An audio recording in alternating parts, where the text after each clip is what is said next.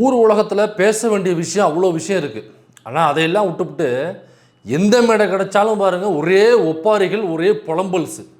ஒரு 2 ஆகாவளி அமைச்சர் இருக்குது. ஒட்டுமொத்தமாகவே ஆகாவளி அமைச்சர் தானே வச்சுங்களேன். அதில் குறிப்பாக 2 ஆகாவளி அமைச்சர் இருக்குது. ஒன்று இந்த ரீல்ஸ் அமைச்சர், இன்னொன்று இந்த சோசியக்கார அமைச்சர். எந்த மேடை கிடைச்சாலும் பாருங்கள், என்னையை கிண்டல் பண்ணுறாங்க, என்னையை கேலி பண்ணுறாங்க, என்னை நக்கல் பண்ணுறாங்க அப்படின்னு வைக்க வேண்டிய ஒப்பாரியெல்லாம் வச்சுவிட்டு பாருங்க, திமுக ஒப்பாரி வைக்குது, திமுக அழுகுது, திமுக கண்ணீர் சிந்துது அப்படின்னு பூரா வேளையில் இவங்க செஞ்சு போட்டு பழியை தூக்கி திமுக மேலே போட முடியும். திமுக தான் ஒப்பாரி வைக்குது, திமுக தான் ஒப்பாரி வைக்குதுன்னு. அப்படியாக நேற்று இந்த 2 ஆகாவளி அமைச்சர்களும் என்ன ஒப்பாரி வச்சாங்க, எங்கே ஒப்பாரி வச்சாங்க, அந்த வைரலான அந்த வீடியோ உண்மையா பொய்யா அப்படிங்கிறத இந்த வீடியோவில் நம்ம பார்ப்போம்.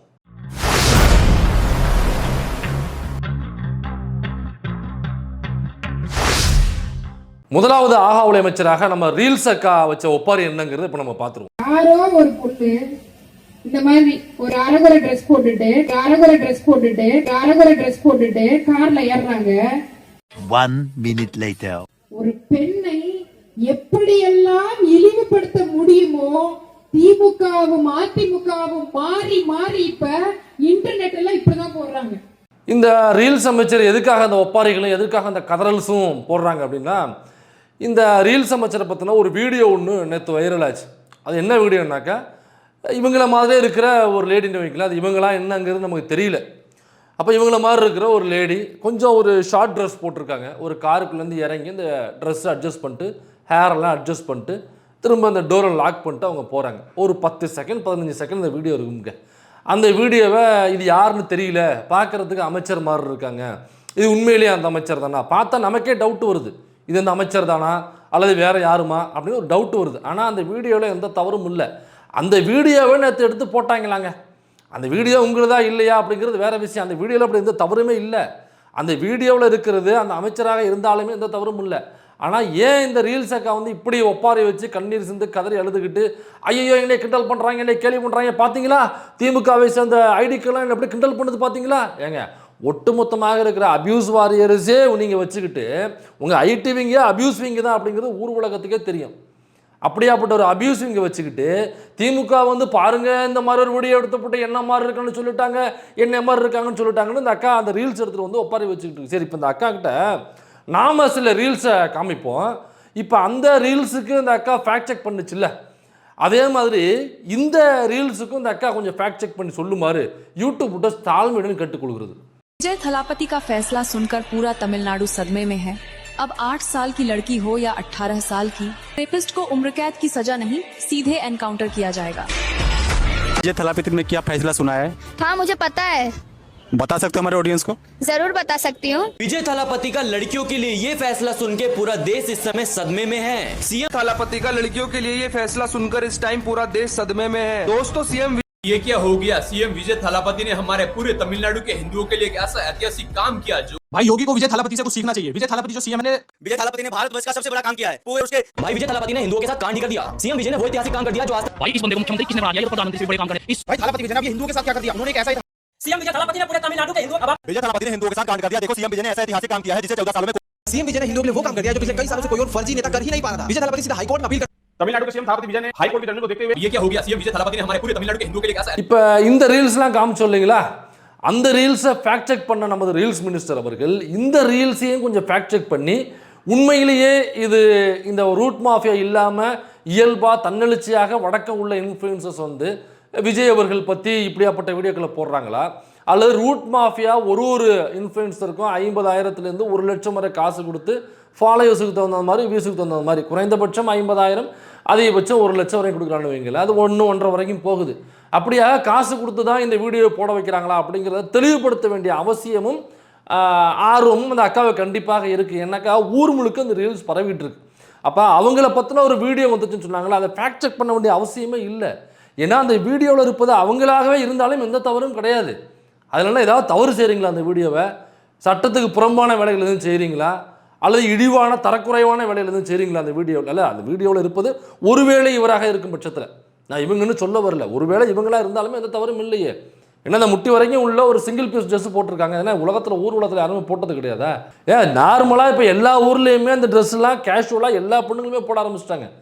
அது என்ன அவ்வளோ பெரிய குத்தமாக என்ன அந்த முட்டி வரைக்கும் உள்ள ஸ்கர்ட் மாதிரி ஒரு சிங்கிள் ட்ரெஸ் போடுறது என்ன அவ்வளோ பெரிய குத்தமாக? அந்த வீடியோ கேட்ட அவங்க என்ன தெரியுமா பதில் சொல்லியிருக்கணும், சரி அந்த வீடியோவில் இருக்கிறத நானே வச்சுக்கங்க, அதில் என்ன பிரச்சனை உங்களுக்கு அப்படின்னு கேட்டிருக்கணும்.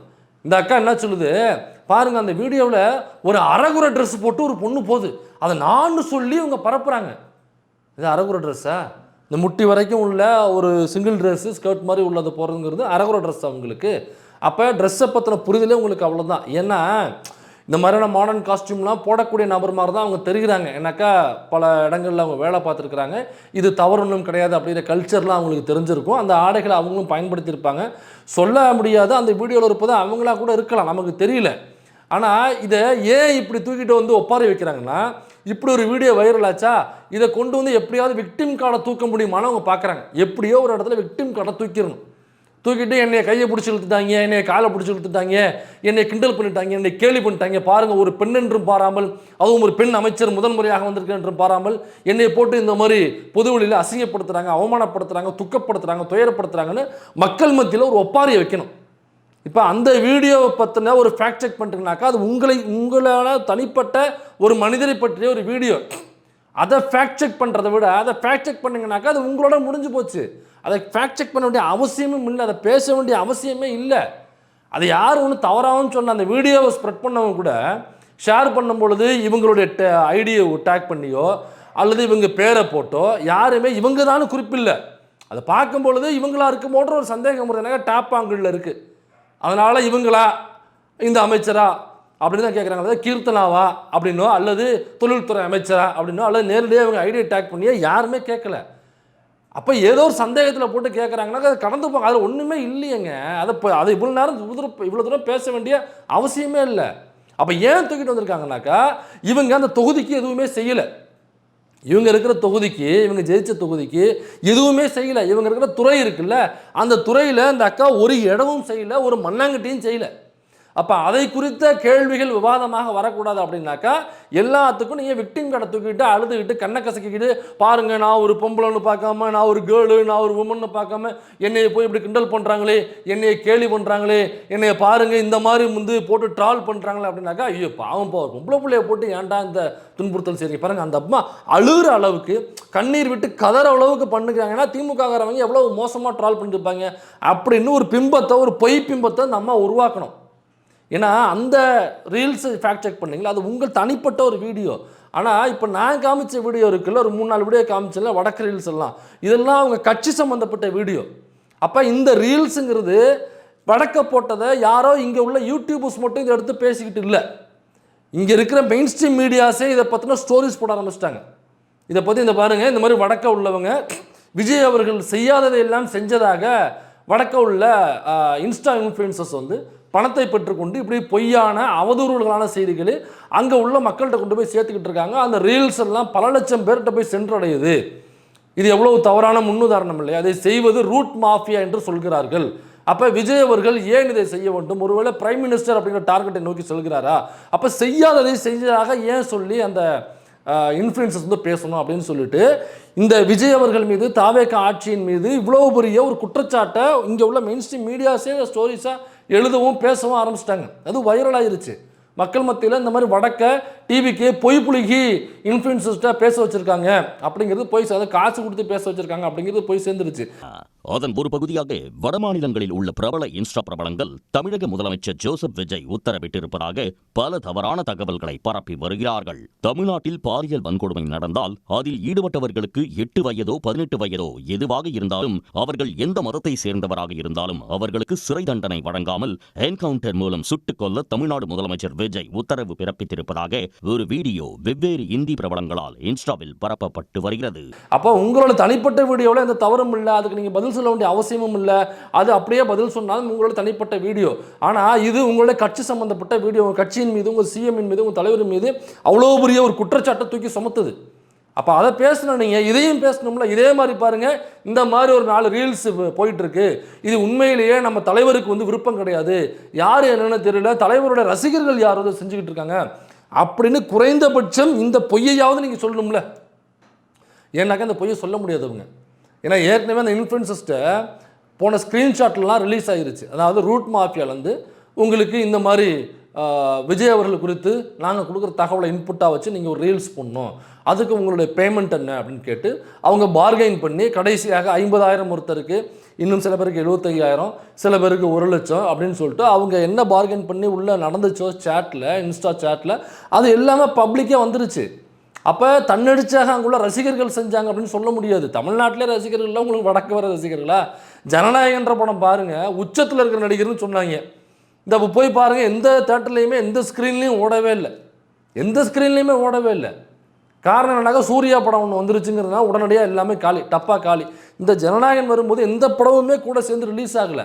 அப்படி இருந்துமே 2 வாரத்தை தாண்டலது.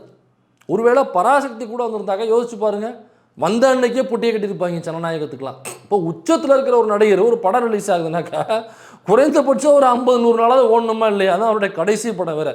பாவம், எனக்கெல்லாம் ரொம்ப பரிதாபமாக போச்சு. சரி, நம்மளாவது டெய்லி ஒரு 10-20 டிக்கெட்டை புக் பண்ணி எங்கேயாவது தேட்டரில் ஓட்டி விடலாம். ஏன்னாக்கா 30 வருஷமாக நடிஸ்டாப்பில் பாவம் வயசானவர் வருவார், நம்ம ஏதாவது செஞ்சு அந்த படத்தை வந்து இங்கே ஓடணும், எனக்கு மனசு வருத்தப்படும்ல அவருக்கு அப்படின்னு சொல்லி அந்த அளவுக்கு இந்த படம் மோசமான நிலைமையில் போயிட்டுருக்கு தமிழ்நாட்டுக்குள்ளேயே. இவர் வடக்கை வந்து இவரோட நடிப்பை பார்த்துக்கிட்டு அங்கே உள்ள வடக்கன்ஸ்லாம் அப்படியே ஆரவாரித்து பூரிச்சு போய் விஜய் அவருடைய பேரை பச்சை குத்திக்கிட்டு, அவர் தம் அடிக்கிறத பச்சை குத்திட்டு, அவர் சரக்கு அடிக்கிறத படத்தில் சொல்கிறேன் பச்சை குத்திட்டு அவருக்கு பயங்கர தீவிர ரசிகராக மாறிட்டாங்களா? அப்போ அங்கே உள்ள ரசிகர்கள்லாம் கிடையாது, இங்கே ரூட் மாஃபியா காசு கொடுத்து வீடியோ போட வச்சுருக்கு. அப்போ அவங்க சொல்கிற மேட்ராவது உண்மையான மேட்ராக இருந்தால் பரவாயில்ல. தமிழ்நாட்டுக்குள்ளே விஜய் என்ன கொண்டு வந்தாரோ, விஜய் என்ன செய்தாரோ அதை ரீல்ஸாக போடுறாங்க அப்படின்னா கூட சரி, இங்கே போடுறத நீங்கள் இங்கே ப்ரமோட் பண்ணிக்கிறீங்க அப்படிங்கிறது நமக்கு எந்த ஒரு மாற்று கருத்தும் இல்லை. அது தாராளமாக உங்களுடைய காசு நீங்கள் பண்ணிங்கன்னு சொல்லி விட்டுடலாம். ஆனால் அப்படி எதுவும் செய்யவே இல்லையே. அப்படி ஒருவேளை செஞ்சது ரீல்ஸாக பண்ணோம்னாக்கா ஒரு நிமிஷத்துக்கு அவன் கையை கட்டிட்டு பேசாமல் அப்படி நிற்கணும். ஏன்னா நீ தான் ஒன்றும் செய்யவே இல்லையே, எல்லாம் செஞ்சதெல்லாம் டிஎம்கே இல்லை. அப்படின்னா ஒரு நிமிஷம் டிஎம்கே செஞ்சதை ரீல்ஸாக போடணும், அவங்க கொண்டு வர திட்டங்களை ரீல்ஸாக போடணும். அப்போ விஜய் அவர்கள் செய்யாததை செஞ்சதா ஏன் ரூட் மாஃபியா இந்த இன்ஃப்ளூயன்சர்ஸ் வச்சு வடக்க இவ்வளவு ப்ரமோட் பண்ணணும்? ஏன்னா அங்கே என்னென்ன சொல்கிறாங்கன்னா அந்த ரீல்ஸில் கோவில் உண்டியலில் வர்ற காசை எடுத்து தளபதி விஜய் தளபதி என்ன பண்ணுறாருன்னா கோவில் உண்டியலில் வர்ற வருமானங்களை எடுத்து கொண்டு போய் பள்ளிகள் கட்டுறாராம், மருத்துவமனைகள் கட்டுறாராம். ஏற்கனவே இந்த மருத்துவமனைகளை இன்னும் மேம்படைய செய்கிறான். அது இந்த உண்டியலில் போடுற காசு எடுத்து கொண்டு போய் இதுக்கெல்லாம் பாருங்கள் ஸ்கூல்ஸும் இதுவும் மெடிக்கலும் கட்டிக்கிட்டு இருக்காரு, மருத்துவமனையிலும் கட்டிக்கிட்டு இருக்காரு அப்படின்னு. இது என்னைக்காவது விஜய் செஞ்சுருக்காப்லையா? வந்து அப்படி ஒரு திட்டம் இருக்கா? அப்படி செஞ்சதாக இந்த தகவல் இருக்கா? எதுவுமே இல்லை. ஆனால் செஞ்சதாக இந்த பொய்யை இந்த ரீல்ஸ் மூலமாக பரப்பிட்டுருக்காங்க. அது மட்டும் இல்லை, ஒரு ஹாஸ்பிட்டலில், ப்ரைவேட் ஹாஸ்பிட்டலில் ஒரு ஏழையாக இருக்கக்கூடிய ஒருத்தர் வந்து அனுமதிக்கப்படுறாரு அவர் ட்ரீட்மெண்ட்டுக்காக. அப்படின்னா ட்ரீட்மெண்ட்டில் வந்து அவர் இறந்து போயிட்டார், இன்கேஸ் அவர் இறந்து போயிட்டார் அப்படின்னாக்கா அந்த பில்லு வந்து எதுவுமே செட்டில் பண்ணாமல் அவங்க பாடி எடுத்துகிட்டு போய்க்கலாம். அந்த பில்லை வந்து கவர்மெண்ட் அவங்களுக்கு செட்டில் பண்ணணும் அப்படின்னு சொல்லிட்டு இப்படி ஒரு திட்டம் இருக்கா? விஜய் அறிவிச்சாரா? தமிழ்நாட்டில் இப்படி ஏதாவது இருக்கா? விஜய் வந்து அறிவிச்சதுக்கப்புறம் அப்படி எதுவும் இருக்கா? இல்லை. ஆனால் விஜய் இதை செய்ததாக, தமிழ்நாட்டில் அது அமலில் இருப்பதாக வடக்க இந்த ரீல்ஸை போட்டு பரப்பிட்டு இருக்காங்க. இதேமாரி நிறைய இன்னும் சில ரீல்ஸ்லாம் பார்த்தீங்கன்னாக்கா ட்ரெயின் வந்து தலைகீழ ஓடிட்டு இருக்குன்றான். தமிழ்நாட்டில் ட்ரெயின் வந்து தண்டவாளம் மேலே போட்டு மெட்ரோ அது தலைகீழ ட்ரெயின் ஓடிக்கிட்டு இருக்கு, விஜயோட ஆட்சியில் விஜய் பண்ணிட்டாருங்கிற அளவுக்கு அவங்க ரீல்ஸை போட்டு பரப்பிட்டு இருக்காங்க. இது வடக்க. ஏன் இந்த வேலைகளை அவங்க பண்ணணும்? அப்போ இந்த ரீல்ஸில் ஏன் இவ்வளோ பொய் தகவல்களை சொல்லணும்? இதை ஃபேக்ட் செக் பண்ணி சொல்லணும்னா அந்த அக்கா, இந்த ரீல்ஸ் அக்கா வந்து இப்படி பொய்யான தகவலை சொல்கிறாங்க, ஒருபோதும் தலைவர் விரும்ப மாட்டார், கட்சி விரும்பாது, யாரோ செய்கிற குளறுபடிகள் அப்படின்னு அது குறைந்தபடியும் சொல்லணுமா இல்லையா? இதுதானே நீங்கள் ஃபேக்ட் செக் பண்ண முடியாது. அப்போ இப்படி பொய்யான தகவலை ஏன் சொல்லணும்? நீங்கள் செஞ்சதை சொல்லுங்கள், சொல்ல முடியாது, ஏன்னா எதுவும் நீங்கள் செய்யலை. இதே பேட்டர்னை எங்கேயோ கேட்டது மாதிரி இருக்கும் உங்களுக்கு. முன்னாடி அப்படி தான் ஒரு 12-13 வருஷத்துக்கு முன்னாடி இதே மாதிரி தாங்க, இதே மாதிரி தமிழ்நாட்டில் உள்ள இன்ஃப்ளூயன்சர் இதே மாதிரி பேசினாங்க.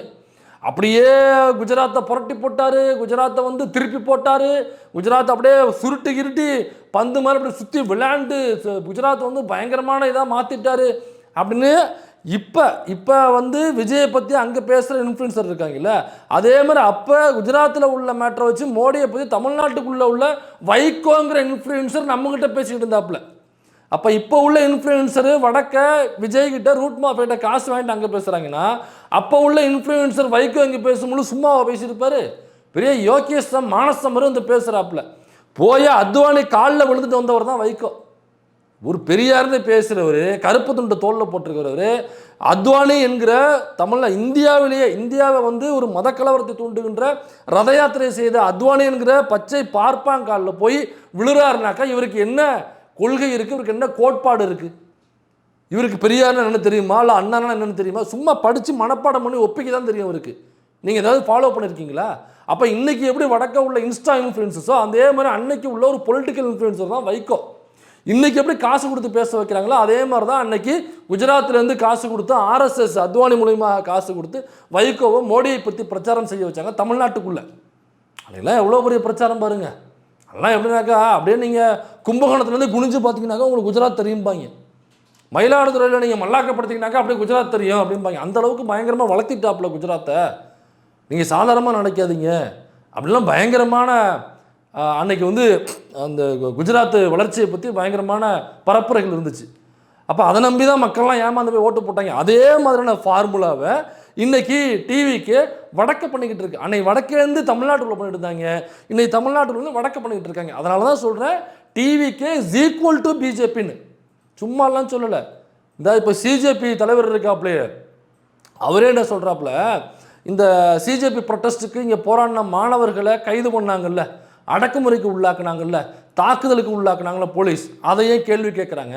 அது மட்டும் இல்லாமல் இந்த டிவிகே கவர்மெண்ட்டு சிஜேபி நடத்துகிற ப்ரொட்டஸ்ட்டில் அல்லது மாணவர்கள் இடதுசாரி மாணவர்கள் அமைப்பு நடத்துகிற போராட்டங்களில் மாணவர்கள் பங்கெடுக்கக்கூடாது அப்படின்னு சொல்லி ஒரு உத்தரவு வந்துச்சுல, இதை சொல்லி கேட்குறாங்க. இது பிஜேபியுடைய நாம்சாச்சே, அப்போ பிஜேபிக்கு மறைமுகமாக ஒரு உதவி செய்கிறாருன்னு அர்த்தம் அப்படிங்கிறது இன்றைக்கி போட்டு உடச்சிட்டாப்புல சிஜேபி தலைவர். அப்போ அதுதான் நம்ம ஆரம்பத்துலேருந்து சொல்கிறோம். பிஜேபி என்ன விருப்பப்படுதோ அதை விஜய் மூலமாக அஜெண்டாவாக தமிழ்நாட்டுக்குள் செயல்படுத்துகிற ஒரு கருவியாக விஜயும் டிவிகேயும் பயன்படுத்துகிறது. அதனால நம்ம ஆரம்பத்துலேருந்து சொல்கிறோம் டிவிகே இஸ் ஈக்குவல் டு பிஜேபின்னு. குஜிலியம்பாறையில் உள்ள கம்யூனிஸ்ட்டுகளை கணக்கெடுத்து கொடுங்கன்னு கேட்டிருக்கு. யார் கேட்பா? பிஜேபி கேட்கும். பிஜேபி கம்யூனிஸ்ட்டுகளை பிடிக்காது. ஏன்னா போராட்டம் பண்ணுவாங்க, தொழிலாளர்கள் பக்கம் நின்று பேசுவாங்க, முதலாளிகள் பக்கம் நின்று பேச மாட்டாங்க, அதிகார வரத்துக்கு எதிராக குரல் கொடுப்பாங்க. அதனால் கம்யூனிஸ்ட்டுகள் பிடிக்காது. அது குஜிலியம்பாறையில் உள்ள கம்யூனிஸ்ட்டுகளை கணக்கெடுத்து கொடுங்க அப்படின்னு கேட்டால் 2 நாளைக்கு முன்னாடி தான் கம்யூனிஸ்ட்டுகளை பற்றி அவ்வளவு இழிவாக தரக்குறைவாக பிஜேபி பேசியிருக்கு. இப்போ பிஜேபி அடுத்த 2ஆவது நாளாக குஜிலியம்பாறையில் கம்யூனிஸ்ட்டுகளுடைய கணக்கெடுத்து கொடுங்கன்னு டிவிகே கவர்மெண்ட் கேட்குது. அப்போ இது யாருடைய குரல்? இது TVK is equal to BJP. Thiruparankundram files மத நல்லிணக்கத்தை பேசுகிற ஒரு படம் தமிழ்நாட்டுக்குள்ளே திரையிடக்கூடாதுன்னு சொல்லுது இவங்க டிவிகே. இது யார் சொல்லுவா? இந்து முன்னணி சொல்லுது இதை திரையிடக்கூடாதுன்னு. திமுக பிறகு நம்ம திரையிட்டோம். ஆனால் டிவிகே வந்ததுக்கப்புறம் அதை திரையிடக்கூடாதுன்னு இந்து முன்னணி லெட்டர் கொடுக்குது. அந்த லெட்டரை வாங்கி வச்சுட்டு மேலிடத்த உத்தரவு ஒன்று இந்த டிவிகே கவர்மெண்ட்டு அதை திரையிட தடை விதிக்குது. தடைனாக்கா அஃபிஷியல் தடை கிடையாது, போலீஸை வச்சு பிரச்சனை பண்ணுது. நீ திரையிட்டுனாக்கா கைது பண்ணுன்னு சொல்லி மிரட்டுது. ஏன் திருப்பரங்குன்ற ஃபைல்ஸ்ன்னு ஒரு மத நல்லிணக்கத்தை போட்டிருக்கின்ற ஒரு ஆவணப்படம். இது யார் செய்வா? பிஜேபி செய்யும். டிவிகே இங்கே பண்ணிக்கிட்டு இருக்கு. அதனால தான் சொல்கிறேன் TVK is equal to BJP. இப்போ இந்த ரீல்ஸுக்கா என்ன பண்ணணும்னாக்கா எதுக்கு இவங்க விளக்கம் கொடுக்கணும் அந்த மீட்டிங்கில் அப்படின்னா, இந்த 100 நாளில் நாங்கள் 1 லட்சம் கோடி இன்வெஸ்ட்மெண்ட் எடுத்துகிட்டு வந்துடணும்னு சொன்னிச்சுல்ல, இதை பற்றி சோஷியல் மீடியாவில் பொதுத்தளங்களில் இதை பற்றின விவாதங்கள் நடந்துச்சுல்ல, இது டுபாகுரு, இது ஒரு ஃப்ராடு, இந்த 1 லட்சம் கோடியை எடுத்துகிட்டு வந்தேன் அப்படின்னு டிவிகே சொல்கிறது ஒரு ஃப்ராடு. ஏன்னாக்கா அந்த இன்வெஸ்டர்ஸ் லிஸ்ட் எடுத்து பார்த்தோம்னாக்கா வெறும் 1 லட்சம் மட்டுமே முதலீடு போட்ட ஏதோ ஒரு கம்பெனி, சும்மா ஒரு கம்பெனின்னு ஆரம்பித்து வைப்பாங்க, 1 லட்சம் முதலீடு போட்டு ஆரம்பித்து வைப்பாங்க, யாரையாவது ஏமாத்துறதுக்கு, நாம அடிக்கிறதுக்கு, விபூதி அடிக்கிறதுக்கு போட்டு வைப்பாங்க. அந்த மாதிரி உள்ள இன்வெஸ்டர்ஸ்லாம் 10,000 கோடி கொண்டு வந்து இன்வெஸ்ட் பண்ணுறதா சொன்னாங்களாம். அது 10,000 கோடின்னு போட்டு வச்சுருக்காங்க. அந்த லிஸ்ட்டு கம்பெனி யாருன்னு எடுத்து பார்த்தோம்னாக்கா அது டுபாகுரு கம்பெனி. முந்தா நாள் ஆரம்பித்த ஸ்டார்ட் அப் கம்பெனி வெறும் 1 லட்சம் மட்டுமே இன்வெஸ்ட்மெண்ட்டோட தொடங்கப்பட்ட 1 லட்சம் இன்வெஸ்ட்மெண்ட்டோட ஒரு கம்பெனியை நீங்கள் எப்படி தொடங்க முடியுங்கிறது தான் என்னுடைய கேள்வி. சும்மா போட்டு வச்சுக்கலாம் 1 லட்சம் இன்வெஸ்ட்மெண்ட்டுன்னு, எங்கள் ஒரு ஆஃபீஸ் எங்கேயோ இடத்த காமிச்சிக்கலாம். ஆனால் அவங்களால என்ன இன்வெஸ்ட்மெண்ட்டை கொண்டு வர முடியும்? அவங்களால என்ன ப்ரொடக்ஷன் முதல்ல தர முடியும்? அவங்களால என்ன முதல்ல ரன் பண்ண முடியும்? இதில் வச்சு எப்படி சம்பளம் கொடுப்பாங்க? எத்தனை பேர் சம்பளம் கொடுப்பாங்க? எப்படி 10,000 கோடிங்கிறது எப்படி உள்ளே கொண்டு வருவாங்க? இவ்வளவு கேள்விகள் இருக்குல்ல. இதே மாதிரி பல பேரை போட்டு வச்சு தான் 1 லட்சம் கோடி இன்வெஸ்ட்மெண்ட்டு பேப்பரில் சீனின்னு எழுதுறது நக்கிறதுக்கு சமம். இது இப்போ இதை கேள்வி எழுப்புனாங்கல்ல, இதுதானே உங்கள் துறை சம்மந்தப்பட்ட விமர்சனம் இல்லையா? பொதுமக்கள் வைக்கிற விமர்சனம் இல்லையா? அப்போ இந்த மீட்டிங்கில் இந்த 1 லட்சம் கோடி எப்படி வந்துச்சுங்கிற டாக்குமெண்ட்டை கொண்டாந்து நீங்கள் பேசியிருக்கணும். இந்த மாதிரி அந்த மாதிரி அப்படிங்கிறத நீங்கள் பேசியிருக்கணும். இது க்ரீன் ஃபீல்டா அல்லது ப்ரௌன் ஃபீல்டா? முதல்ல அந்த அக்காவுக்கு அந்த க்ரீன் ஃபீல்டு ப்ரௌன் ஃபீல்டுனா என்னென்னு தெரியுமா? எனக்கு தெரியல எனக்கு. இப்போ அதில் தொழில்துறையை பார்த்தீங்கன்னாக்கா 2ஆக சொல்லுவாங்க. ஒன்று வந்து க்ரௌன் ஃபீல்டு, இது க்ரீன் ஃபீல்டும்பாங்க, இன்னும் ப்ரௌன் ஃபீல்டும்பாங்க. இப்போ க்ரீன் ஃபீல்டுங்கிறது புதுசாக வர்ற கம்பெனிஸ், புதுசாக உள்ள ஒரு கம்பெனிஸை வந்து க்ரீன் ஃபீல்டு அப்படிம்பாங்க. ப்ரௌன் ஃபீல்டுனாக்கா ஏற்கனவே இருந்தது, டிஎம்கே பீரியடில் இருந்து அது வளர்ச்சி அடைஞ்சிருக்கும். அதுக்கப்புறம் அதை வந்து என்ன பண்ணுவாங்கனாக்கா இந்த ஆட்சி மாறணும்னா அதை இன்னும் எக்ஸ்டெண்ட் பண்ணுவாங்க, அதை வந்து ப்ரௌன் ஃபீல்டுன்னு சொல்லுவாங்க. அப்போ நீங்கள் கொண்டு வரது உங்கள் ஆட்சியில் நீங்கள் புதுசாக கொண்டு வந்தீங்கன்னாக்கா அது பேர் க்ரௌன் ஃபீல்டு. ஏற்கனவே இருக்கிற ஆட்சியில் அப்படியே நீட்டிச்சு அவங்க அப்படியே கண்டினியூ பண்ணுறாங்க அப்படின்னாக்கா அது பேர் ப்ரௌன் ஃபீல்டு. ப்ரௌன் ஃபீல்டுனாக்கா எவ்வளவு கம்பெனிஸ் எவ்வளவு தொகைக்கு ப்ரௌன் ஃபீல்டு இருக்குது, எவ்வளவு தொகைக்கு க்ரீன் ஃபீல்டு இருக்குது எடுத்து வச்சிங்கனாக்கா திமுக ஆட்சியில் கொண்டு வரப்பட்டதை நீங்கள் ஸ்டிக்கர் விட்டுருக்கீங்களா அல்லது நீங்களே கிரவுண்ட் ஃபீல்டில் கொண்டு வந்திருக்கீங்களா 1,00,000 கோடிக்கு அப்படிங்கிறது தெளிவாக தெரிஞ்சிடும். ரொம்ப easy. Ground field green field என்ன எவ்வளோ, ப்ரௌன் ஃபீல்டு எவ்வளோ போட்டிங்கனாக்கா மக்களுக்கு தெரிஞ்சிடும். இதை நீங்கள் பேசணுமா இல்லையா? இதைத்தானே நீங்கள் பேசியிருக்கணும். இது வரைக்கும் அவ்வளவு தொழிற்சாலைகள் வந்த 100 நாளுக்குள்ள அவ்வளவு தொழிற்சாலைகள் தீப்பிடிச்சு எரிஞ்சிருக்கு. அந்த அமோனியாவா அந்த ஃபேக்ட்ரிக்குள்ளே கூட தீப்பிடிச்சு எரிஞ்சிச்சு. அங்கே தான் நீங்கள் ஆய்வுக்கு போகணும். அதை நேராக நீங்கள் போய் பார்த்தீங்களா பாதிக்கப்பட்ட தொழிலாளிகளை? அதை பற்றின ப்ரெஸ் மீட் சொன்னீங்களா? இந்த மஹிந்திரா கம்பெனி இங்கே எரிஞ்சு போச்சு ஈசிஆரில், அதுக்கு நீங்கள் நேராக போனீங்களா? அதுக்கு தானே நீங்கள் நேராக போகணும். ஏன் நீங்கள் இருக்கிற சிவகாசிலேயே அவ்வளவு பட்டாசு ஆலைகள் வந்து தீப்பிடிச்சு எரிஞ்சு தீக்கிரையானுச்சு, அதுக்கு நேராக போனீங்களா? அங்கே போய் ஆய்வு செஞ்சிங்களா? நீங்கள் இந்த மாதிரி பாதிக்கப்பட்ட தொழிற்சாலைகள் பாதிக்கப்படும் பொழுது, அந்த தொழிற்சாலைகள் தீக்கிரையாகும் பொழுது, அங்கே ஒரு பெரிய அசம்பாவிதம் நடக்கும் பொழுது அங்கே போய் நீங்கள் என்ன ஆய்வு செஞ்சீங்க? இது வரைக்கும் போயிருக்கீங்களா? கேட்டோம்னாக்கா அங்கே ஊரில் உள்ள ஏதோ ஒரு ஸ்கூலுக்கு ஆய்வுக்கு போகிறது.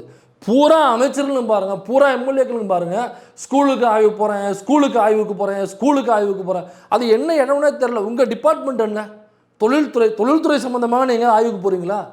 அப்புறம் அந்த பர்வேஸ் எடுத்துங்க, அவருடைய டிபார்ட்மெண்ட்டுங்கிறது தொழிலாளர்கள் நலன் சார்ந்த டிபார்ட்மெண்ட். தொழிலாளர்கள் நலனுக்காக ஆய்வுக்கு போகிறீங்களா நீங்கள்? அல்லது வேறு துறையில் உள்ளவங்களாம் நீங்கள் உங்கள் துறை சார்ந்த டிபார்ட்மெண்ட்டுக்கு நீங்கள் ஆய்வுக்கு போகிறீங்களா? பூரா பேரும் பாருங்கள், நான் ஸ்கூலுக்கு ஆய்வுக்கு போகிறேன். ஏன்னா அந்த அந்த பள்ளிக்கல்வித்துறை அமைச்சரானாக்க ராஜ்மோகன், அவர் வந்து பட்டியல் சமூகத்தை சார்ந்தவர். அதனால் பட்டியல் சமூகத்தை சார்ந்த ஒரு அமைச்சருக்கு அந்த துறையை வந்து பார்க்குறது திறமையில்லைன்னு சொல்ல வரீங்களா நீங்கள்? நாங்கள் போய் தான் இன்ஸ்பெக்ட் பண்ணோம், அவருக்கு எதுவும் தெரியாது, அவருக்கு வந்து பட்டியல் சமூகம் அந்த அளவுக்கு வந்து எதுவுமே அதுக்கு புரிதல் கிடையாது, நாங்கள்லாம் ஆண்ட பரம்பரைகள், அதனால் நாங்கள் போய் பார்த்தா தான் அது என்னங்கிறது எங்களுக்கு தெரிய வரும் அப்படிங்கிறதுக்காக போய் பார்க்குறீங்களா? அப்புறம் எதுக்கு ஸ்கூல்லேயே போய் நீங்கள் உட்காந்துருக்கீங்க? ஏன்னா இங்கே உள்ள தமிழ்நாட்டில் உள்ள பள்ளிகள் தரமில்லாத பள்ளிகள்னு இவங்க ப்ரொபகண்டா பண்ணணும். அப்போ தான் டிஎம்கேவனுடைய அங்கே திராவிட இயக்கங்கள் நாங்கள் கொண்டு வந்ததுங்க கல்வி அமைப்பு மருத்துவ அமைப்புன்னு சொல்கிறோம்ல தமிழ்நாட்டுக்குள்ளே, அதை டெமாலிஷ் பண்ணணும் இவங்களுக்கு. அதனால் போய் இந்த பாருங்கள், இந்த பாத்ரூமில் வந்து இது சரியில்லாமல் இருக்குது, குளோரின் பவுடர் போடாமல் இருக்குது, அப்புறம் பாருங்கள் இந்த பள்ளிகளில் வந்து செவுறு எப்படி இருக்குது பாருங்கள், கரை புத்துருக்கு பாருங்கள், இந்த மாதிரில சின்ன மிஸ்டேக்ஸ் இருக்கும்ல, இதை எடுத்து போட்டு பெரிய ப்ரொபகண்டாவை பண்ணி அப்புறம் அங்கே போய்ட்டு அங்கே உள்ள பாருங்கள் மாணவர்களுக்கு படிக்கவே அப்புறம் இங்கிலீஷில் கம்யூனிகேஷனே தெரில பாருங்கள். இது இவங்க பேசுகிற இங்கிலீஷ் எடுத்து போட்டோம்னாக்கா 4 மணி நேரம் வீடியோ நம்மளாலே பண்ண முடியும். இவங்க அங்கே போய் வந்து கிராஸ் செக் பண்ணுறாங்களா அங்கே படிக்கிற மாணவிகளை? அப்போ இந்த பள்ளிகள் வந்து தரமில்லாத பள்ளிகளாக இருக்குது அப்படின்னு ப்ரொபகண்டா பண்ணி தமிழ்நாட்டினுடைய எஜுகேஷனை அழிக்கணுங்க. அதுதான் அவனோட நோக்கம். ஏன் இந்த அம்மாவை பற்றி இப்படி சொல்கிறேன்னா, ஒரு அருமையான திட்டம் தமிழ்நாட்டுக்கு வருது. டிஎம்கே பீரியட்லேயே வந்துச்சு, அந்த எலெக்ஷன் டைமில் வந்துச்சுங்கிறதுனால டிஎம்கேல வந்து சூப்பரான திட்டம். இப்போ எலெக்ஷன் வந்து ஒரு 2 வீக்ஸ் அல்லது 1 மந்தில் அனௌன்ஸ் பண்ண போகிறாங்க. ஸோ இப்போ அந்த திட்டத்தை கொண்டு வந்தீங்கன்னாக்கா அது ட்ராப் ஆகி நிற்கும். அதனால் எலெக்ஷனுக்கு அப்புறம் பார்த்தோன்னா அற்புதமான திட்டம், நம்ம எலெக்ஷனுக்கு அப்புறம் நம்ம எக்ஸிக்யூட் பண்ணிக்கலாம் அப்படின்னு சொல்லி அனுப்பிச்சிட்டாங்க.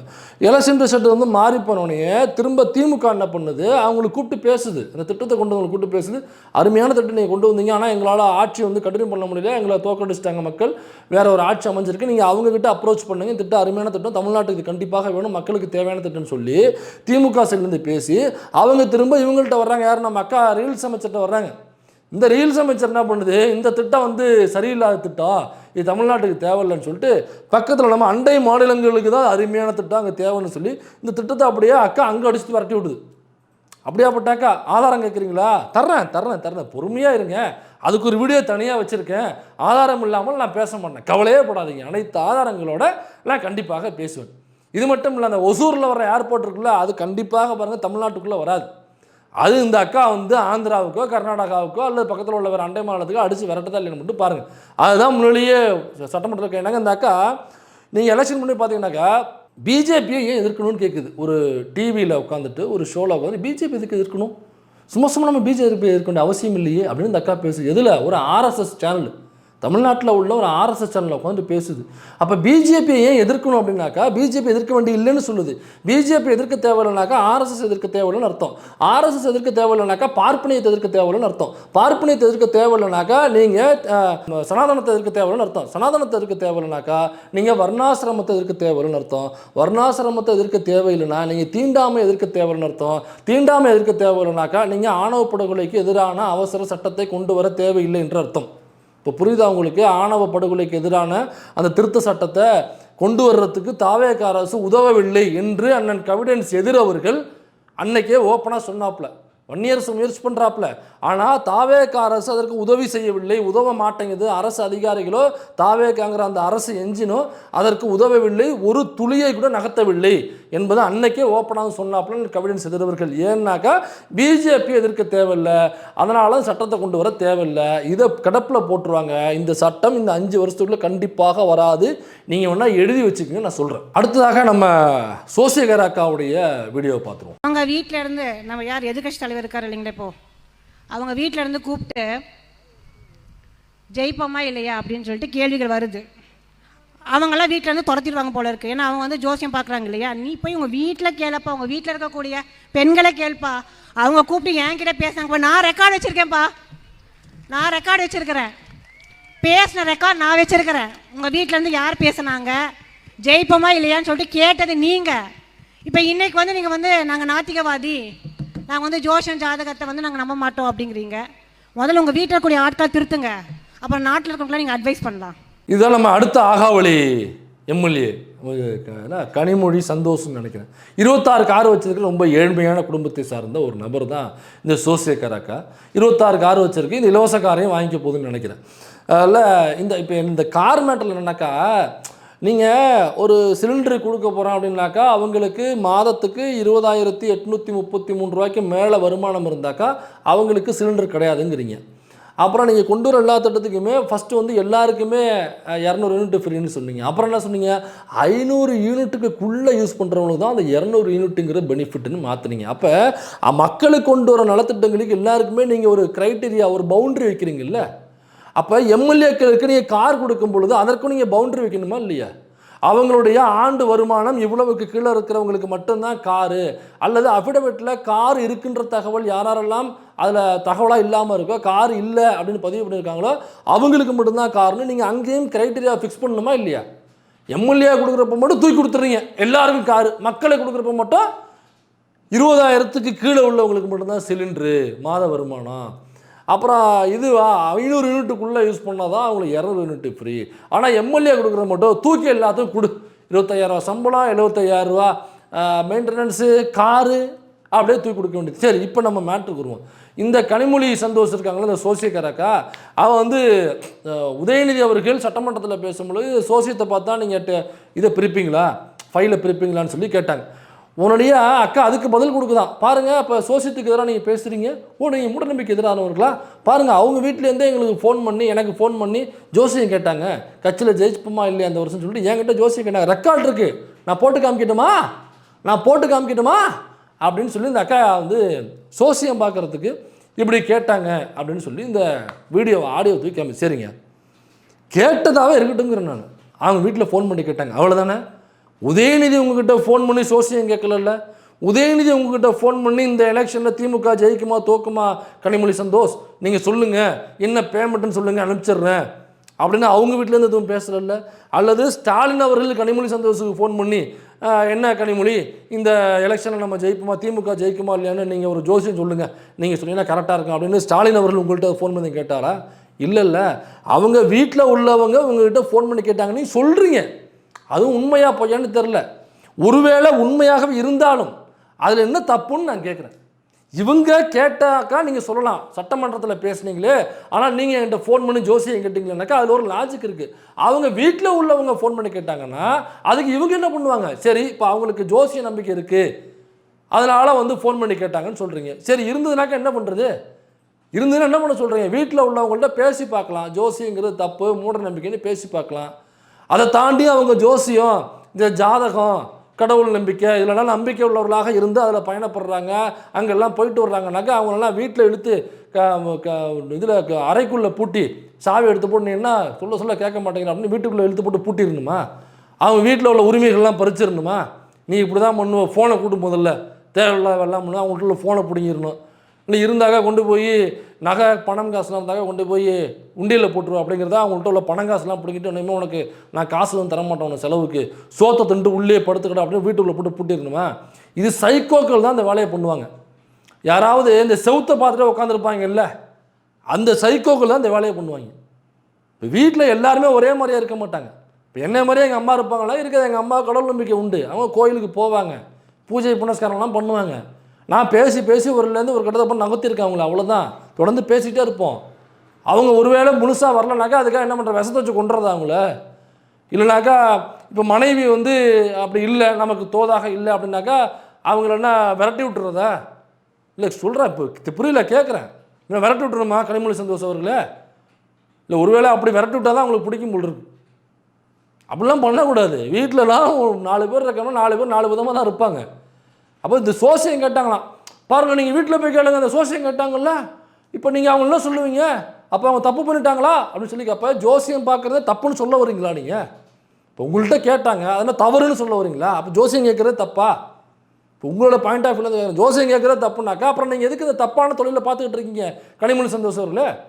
எதுக்கு இந்த தப்பான தொழிலை பார்க்குறீங்க? அப்போ நீங்கள் வேறு ஏதாவது தொழில் பார்க்கலாம்ல, ஜோசி தொழில் இல்லாமல் வேறு ஏதாவது தொழில் பார்க்கலாமே, நல்ல தொழிலாக நீங்கள் பார்க்கலாமே. அப்போ இந்த பாருங்கள், நான் போட்டு காமிக்கணுமான்னு சொல்லி கேட்குறேன். ஒருவேளை உங்கள்கிட்ட அவங்க கேட்டிருந்தாலும் போட்டு காமிங்கன்னு சொல்கிறேன். இது என்ன அந்த ஏதோ அந்த ஃபைலை 3 நாளாக நான் திறந்துருவேன், ஃபைலை திறந்துருவேன் அப்படின்னு இந்த விஜய் மிரட்டினாப்புல இல்லை, அந்த துரைமுருகன் வந்து சொல்லிட்டாப்புல, திமுக கட்சியுடைய மூத்த நிர்வாகி துரைமுருகன் அவர்களே சொல்கிறாப்புல, இந்த ஃபைலை வந்து 1 வாரத்துக்குள்ளே நீங்கள் திறந்து நடவடிக்கை எடுக்கணும், அப்படி எடுக்கலைனாக்கா விதிமீறல் பண்ணிட்டீங்க அப்படின்னு சொல்லிட்டு நாங்கள் உங்கள் மேலே நடவடிக்கை எடுப்போம் அப்படின்னு சொல்லிட்டு அவர் சொல்லிட்டாப்புல. திமுகவே சொல்லுது தயவு செஞ்சு இந்த ஃபைலை திறங்கன்னு சொல்லுது. அப்போ நான் திறந்துருவேன்னாக்கா வடிவேலன் காமெடியில் வர்றது மாதிரி இந்த கீரிக்கும் பாம்புக்கும் சண்டை விட்டுருவேன் சொல்கிறானே தவிர கீரையும் பாம்பையும் கண்ணில் காமிக்க மாட்டேங்கிறானப்பா அப்படிம்பாங்களா. அந்த மாதிரி ஃபைல் இருக்குது, திறந்துருவேன். திறங்க பாஸு, திறந்து திமுககாரவங்க ஊழல் பண்ணியிருந்தாக்கா தயவு செஞ்சு வழக்க போடுங்க. நீங்கள் வழக்க போட்டிங்கன்னா தான் நாங்கள் அவங்களுக்கு எதிராக பேச முடியும். பாருங்கள் இந்த மாதிரி ஊழல் பண்ணியிருக்காங்க, மக்கள் பணத்தை ஆட்டையை போட்டிருக்காங்க, கட்சி விட்டு தூக்குங்கன்னு சொல்லி நாங்கள் பேச முடியும். இப்போ திறந்துருவோன்னு எப்படி அவர் இல்லாத ஒன்று இருக்கிறதாக இமேஜின் பண்ணி மக்களை ஏமாற்றிட்டு இருக்காரோ அதே மாதிரி தான் இந்த சோசியக்கார அக்காவும் இல்லாத ஒன்றை இருப்பதாக இந்த பாருங்கள் ஆடியோருக்கு போட்டு காமிச்சிருவான். என்கிட்டையும் ஆடியோருக்கு நான் போட்டு காமிக்கணுமா என்ன? கனிமொழி சந்தோஷ் அவர்களே ஆடியோ இறக்கிடலாமா? ஆடியோ இறக்குறாங்களாமா? இல்லை சொல்லுங்கள், இறக்குறதா சொல்லுங்கள், நம்ம சைடு உள்ள ஆடியோவும் இறக்கிடுவோம்.